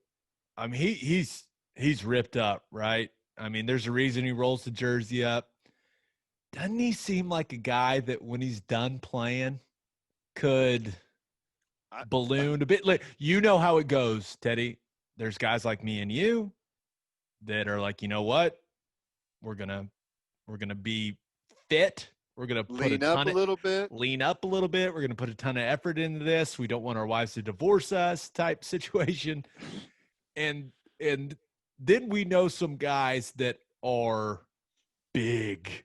It doesn't Zeke Elliott seems like a ballooner to me. Well, I'll tell you right now, and not that I've been looking or anything, but the abs already look a little bit different than they did on draft night whenever he wore the crop top suit, which was another – I should have known then that this was going to happen, right, whenever I saw that decision. But I just, at some point he's going to be 80 years old, and it's going to be like, hey, Grandpa, what's that say on your stomach? Feed me. Unbelievable. Yeah. I mean, come on, man. Just incredibly stupid. Do you have any tattoos? Zero. We are a tattoo-less podcast. How about that? You know what's funny? I'm not against them. I think they're cool. I've never had like the desire to get one. And I know, but this is the thing about me. If I got one, it would be like 2 half sleeves instantly. It would be like, all right, let's just do this. I would be the same way, but I keep waiting for this to happen, and maybe it will, maybe it won't. But at some point, when every person on the planet is tattooed like it's trending right now, those rare few that are not, those will be the real trendsetters, right? Because, I mean, it's only cool that, like, tattoos, like, originally were the things that only, like, sailors did and biker gangs did and just the craziest of crazy rock stars. Like, can you believe that he would ink something onto his arm like that? That guy's crazy. But now everyone has it. Doctors, lawyers. There's going to be a time where we have a president that has a full arm sleeve. That's coming up probably pretty quickly. So we're trendsetters, Gabe. Yeah. One of my favorite quotes, I think it was a guy going through like the NBA draft process, is, you ever seen a bumper sticker on a Maybach? The answer is no. The answer is no. But we are pro tattoo on here. We just don't have any. Sorry. All right, then my winner of the week. Now, I thought about going with Bam Adebayo because that block on Jason Tatum was unbelievable, and I don't think I'm being dramatic. I know LeBron's chase down block was amazing, but I think that's the best block I've ever seen in NBA playoff basketball, at least that I can recall. If there's something better, I don't know. But I'm not going with Bam. Does the name Shea Petty mean anything to you? No. Okay. There's going to be a lot of people that know, but for those of you that don't know, I'm a big WNBA guy. Have a vested interest in that. And Shea Petty is a WNBA player, and this is why she is my winner of the week. It's kind of like the Seibert thing. We're all about the revenge right now. So Shea Petty, she went to the Wubble, the WNBA bubble. They call it the Wubble. She went there as a Washington Mystic. She was on that team. She played for them last year. They waived her down there, cut her on August 17th. She signed with the Phoenix Mercury a couple days later. Who plays in the single elimination first round of the WNBA playoff? Yeah, they go NCAA tournament style in the first 2 rounds. Yeah. The Mystics, who cut her, and the Mercury, who she plays for now. They're playing in the single elimination playoff game last night, which is awesome. It creates a lot of tension. It's fun to watch. Phoenix was down 2 at the very end of the game. Now, Phoenix has Diana Taurasi. You may have heard of her. Unbelievable. Skylar Diggins-Smith, 2 of the best players in the league. But who takes and makes a buzzer beater 3 to win the game by 1 point? Shea Petty does. Buries a corner 3, sends the team home. That cutter. She said, bye-bye. Now she also did she do a Damian Lillard? Yeah, she should have. But it was awesome, but it wasn't as fun because they were like, how did that feel? Knocking them out and stuff. And she's like, well, I kind of owe my WNBA career to them. They brought me in because I was like, oh, come on. I was like, you got to tell them to just, oh yeah, see you at home, nerds. I wish she would have been a little ruder. She handled it incredibly well and was very kind, but it was one of those where she won't admit it. She won't say it out loud. Oh, dude. But that felt fucking good. There's no doubt about that. That's got to be the greatest thing ever. Now, hang on a second. I haven't watched WNBA in a while. Are you telling me Taurasi still plays? I feel like we were in college at the same time when she was at UConn. I think you were, and yes, she still plays, and she still drops like 30. Like, she's unbelievable. And doesn't she play like in Russia in the off season too? Yeah, but that went away. this year Right. because of the COVID stuff. So, I mean, they're kind of balling down there in the WNBA. Don't forget about the Nice. Wubble, people. Support the women. Come on. All right, talking about loser of the week. Now, I almost went with Kanye West because he put some weird video out of him pissing on his Grammy, and then I was like, okay, there's some mental health stuff going on. It's like in the toilet. I'm like, what is this guy doing? But I don't want to poke fun at him because I think there's some chemical imbalance going on there, and I want Kanye to be okay. Love his music. He also did have you ever seen Airheads with Adam Sandler? Yeah. You remember the part, the Lone Rangers, the name of the band, whenever, what's his name? Brendan, he's the lead singer in the group. Anyway, Brendan Fraser, is that his name? Yes. Anyways, they take the studio hostage and they sign a contract, and he takes the contract and pulls his pants down and wipes his you-know-what with it. And that's what Kanye West essentially did with his contract today, too. Yeah. Yeah. It's, I think he just wants to own his own music. I think that's what's, I guess I can't blame him for that, but, Yeah. But my loser of the week, it's not Paul George, believe it or not. It's actually Kawhi Leonard. Now, I know everyone was making fun of Paul George, a.k.a. Playoff P. When he hit the side of the backboard with the shot, they were calling him way off P, which was pretty hilarious, I got to admit. But that's kind of what we all expect from Paul George in that moment. I mean, I know that sounds bad, but it's kind of been proven, right?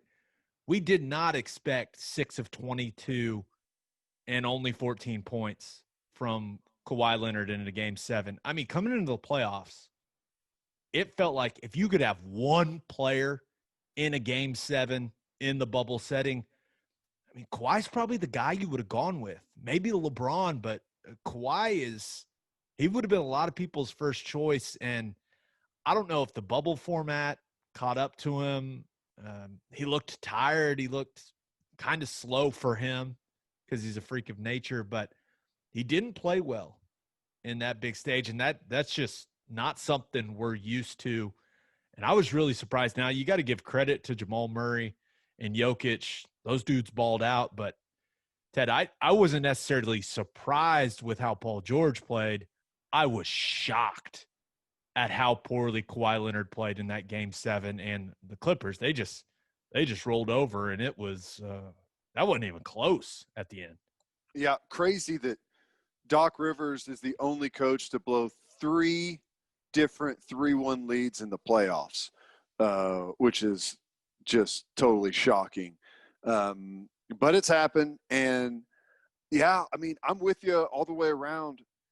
And I've heard a ton of people going after Kawhi about he's not nearly as good as we thought, and we gave him way too much credit for that championship a year ago. And I don't know that that's necessarily true. I think the bubble's been hard on a lot of people. I think that, and I saw someone tweet this. I know they voted against playing, but damn. I think that was CJ McCollum that tweeted that. I think that's right. And Dave Lillard was taking some shots at Paul George. It was pretty great, dude. I mean, there's a lot going on right now. So I mean, I did not expect him to play that way, but I think some of the criticism is maybe too harsh about people, questioning how good he really is, and did people overhype his skills and his ability and that championship. And I think that's just I don't think that's right. But you're right, man. He was right there in a game 7, and he should have gone out and won the thing.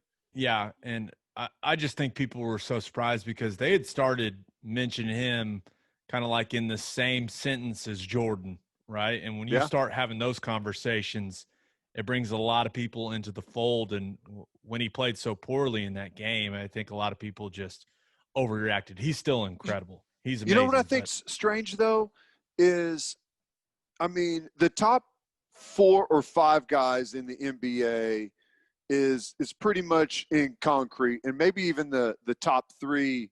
You probably go with what, LeBron, Kawhi, and Giannis, right? That's kind of what a lot of people are saying. I know Kevin Durant would probably factor in whenever he's healthy and everything, but I'm shocked that Giannis was like, he's avoided any criticism at all throughout this whole thing, and they were gone quick. He rolled his ankle. No, but yeah, it was they didn't look good the entire time they were there, though. They looked off. So I don't know, but I'm disappointed in you, Kawhi Leonard. You're my loser of the week. All right, Teddy, it's Thursday.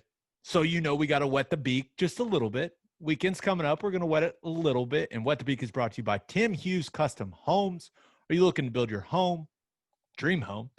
If so, Tim Hughes is the man you're looking for. Tim Hughes Custom Homes is a one-stop shop for all your home building needs.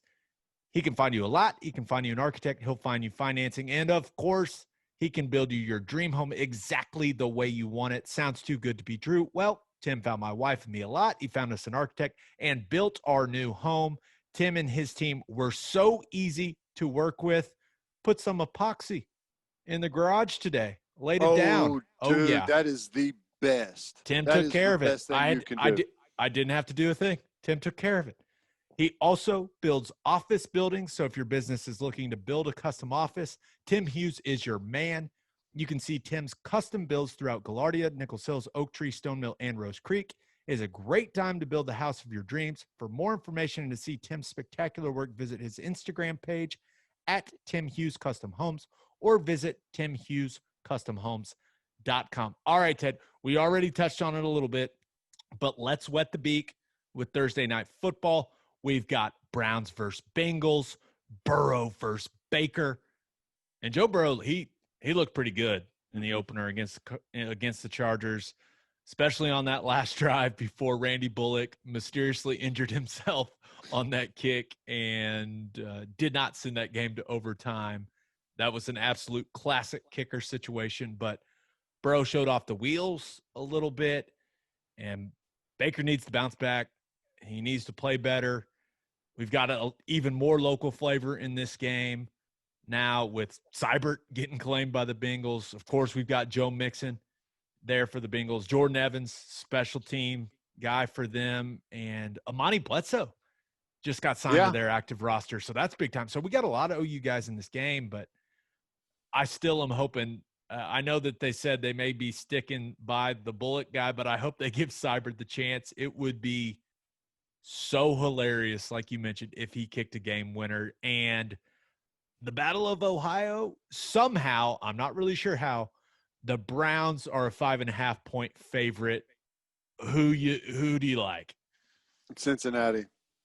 I mean, the Browns just look so disjointed last week. I know they do, and with such a quick turnaround, I feel like the pressure's mounting, and to play a division in-state rival this is not the right time for it off a quick turnaround. I know both teams are on a quick turnaround, but I mean, Cincinnati's coming out of the game feeling like, hey, we've got something here, right? We fixed a couple of things.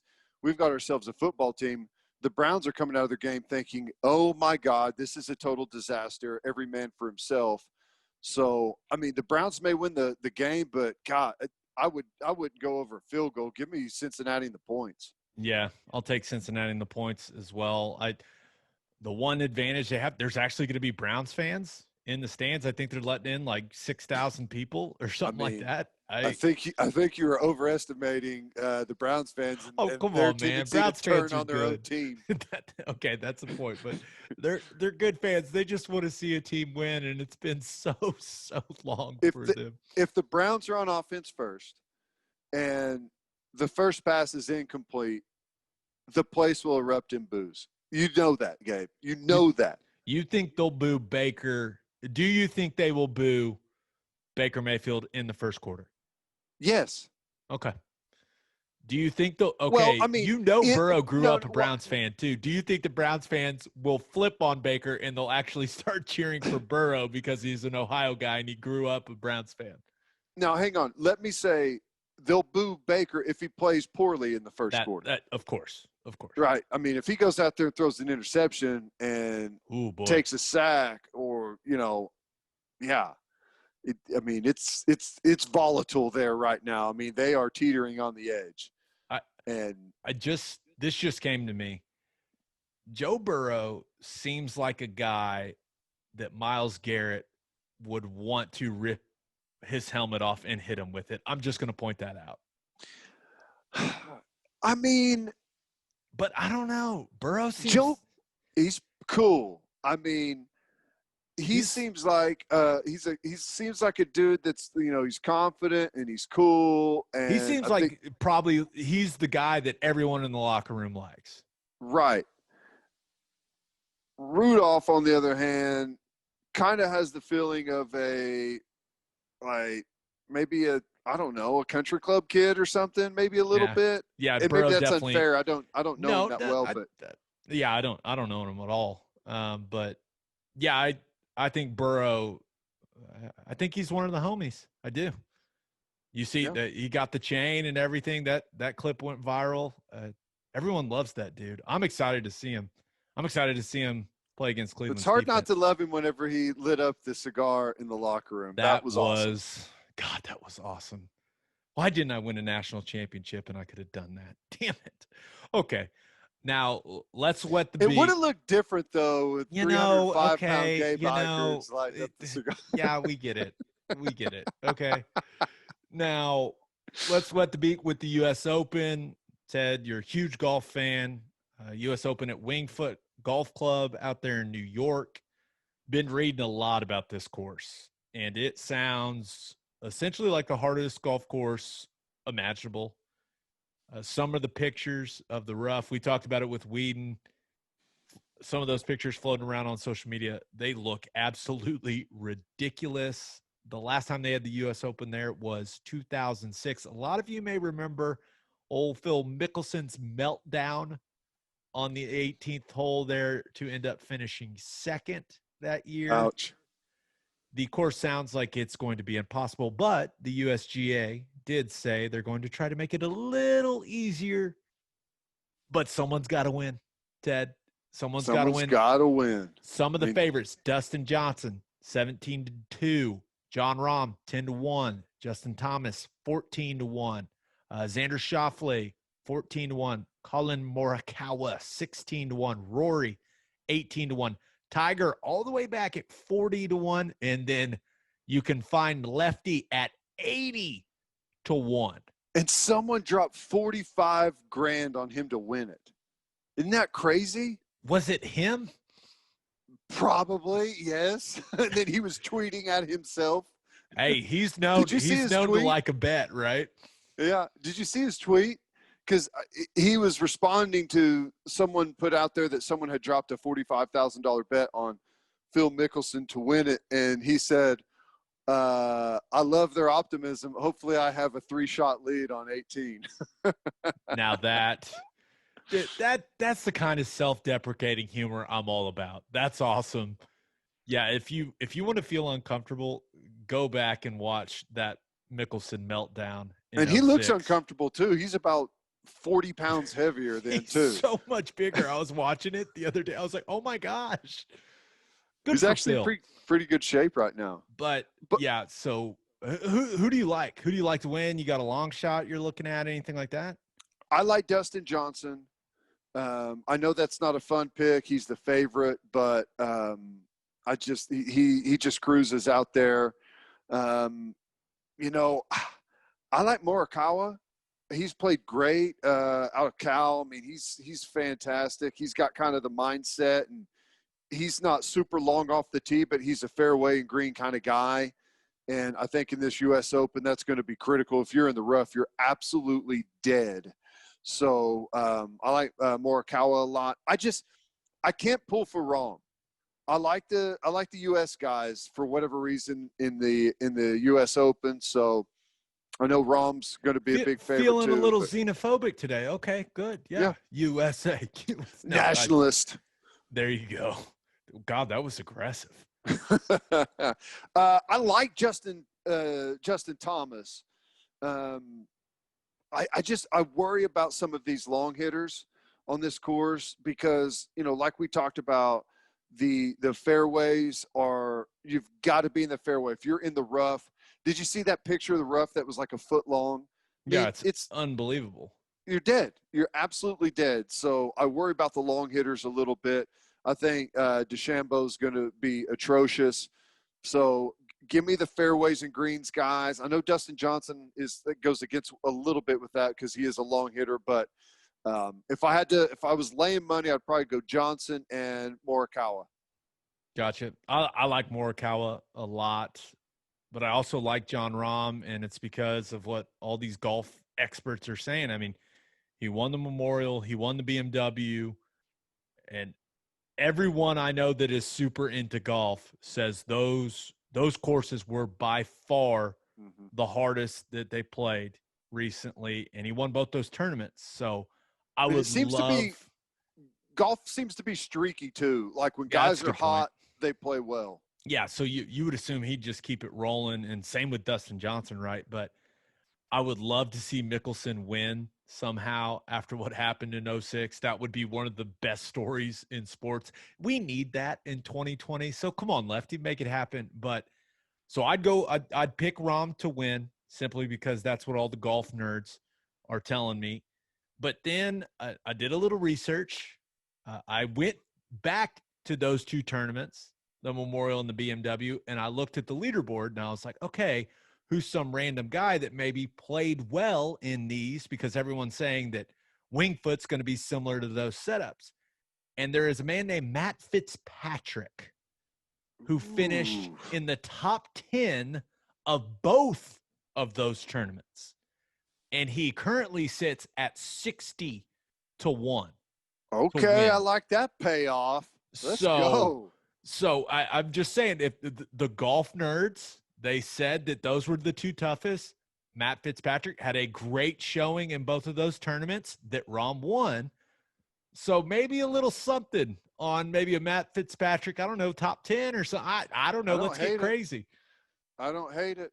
That's as good as reason as any to bet on someone. And again, if he's playing well right now, tends to be a little bit streaky. So yeah, I think that's probably a good bet. Yeah, we'll see. All right, let's finish up with everybody's favorite segment, and that is Keeping It Local, where we highlight what's going on in the great state of Oklahoma. And Keeping It Local is brought to you by Bishop McGinnis Catholic High School. As schools are reopening in the fall, parents want to provide the best possible educational experience and spiritual development for their children. There's no better place for that than Bishop McGinnis Catholic High School. One-to-one iPad setting makes McGinnis students fully prepared to continue high-level learning from home. A 12-to-1 student-to-teacher ratio guarantees no student is overlooked. In addition to the athletic programs and clubs, Bishop McGinnis's college prep curriculum offers 22 AP courses. Financial aid is available. For more information, visit bmchs.org. Okay, now, Teddy, this doesn't – I don't think this affects you. It certainly doesn't affect me, but it affects a lot of people that listen because Oklahoma City Public Schools announced that pre-K and kindergarten in-person learning will resume October 19th. They're going to a hybrid AB schedule that makes classes smaller. Some kids come to school on Monday and Tuesday, others Thursday and Friday. The school gets a nice deep clean on Wednesday. They don't want the classes to be bigger than, it sounds like, 15 at a time. It's blended with virtual learning. I mean, they're doing this combination of all kinds of things, but kids back in the classroom. As a parent, I'm not a parent. I have no idea how excited parents are about this. Like, is this something parents are going to be fired up about? Are our listeners that have kids here in Oklahoma City, that go to the Oklahoma City Public Schools, are they jumping for joy right now? Well, they should be. If you get your kids out of the house a little bit, I mean, I think it helps the mentality for both child and parent. Now, our boy's been going to school here in Norman, and they've been rocking and rolling for, I think, 3 weeks now, and he goes every single day, and he loves it. It's great. He loves being around his friends. So I think it's important for those kids to get back out there and to see their friends and, have a little bit of social connection. Yeah, and they're doing masks and all that stuff. The teachers are wearing masks, the kids are wearing masks. So it's, they're still following all that stuff. So I was just wondering, it seems like people would be super excited about it. I just hadn't heard much because frankly, I'm not that old, so I don't talk to a bunch of parents all the time. Well, here's the thing, and here's probably why people aren't super excited about it. Because you have two groups. And there's really no in between. You have the group that says we should be in school 100%. All the kids should be there. They should be going to school right now. And then you have the other group that says we should not be in school. We should be at home. We should be keeping our distance. And this really makes both of them mad, right? So this is like in between. Instead of pleasing both of them, I think it pleases nobody. What could we do that will make everyone mad? Right. I think, at least that's what I gather from the situation. So I don't know. I can't really speak to it. My son's been going. It's been great. They haven't had any problems. It's been absolutely fantastic. He loves it and we love it. So I know they'll be happy just for, what is it? One group is 2 days and then the other's 3 days and then they flip. So I know that'll be some nice space for both parent and child. Yeah. So, and by the way, hey, last Keeping It Local segment, I saw that passed with the Cox Convention Center. Yeah. Gonna be guys, we're all going to be famous here in Oklahoma City. It's the just city natural. council said, we're all going to be famous. Oklahoma City is basically going to turn into Hollywood. Let's go. No big deal. Every waiter or waitress that you have from now on is an actor. So that's just how it goes. Are we only going to have beautiful waiters and waitresses now? Yeah, I'm guessing whenever you say, "Hey, service was great, thanks." Well, I'm an actor, so it's just, I'm here for it. I'm not a waiter. I'm an actor. I'm just, waiting on my next role. Hey, whatever. Hey, Oklahoma City, big league city, big screen city. Love it. Let's go. Teddy, episode 43 in the books. We'll have a new podcast that'll drop Monday morning. Just a reminder, you can hear Teddy from 2 to 6 on Sports Talk 1400. You can hear me on SiriusXM Big 12 Radio, channel 375. Hope you all have a great weekend. Until next time, we appreciate y'all for listening and do what you always do, Oklahoma.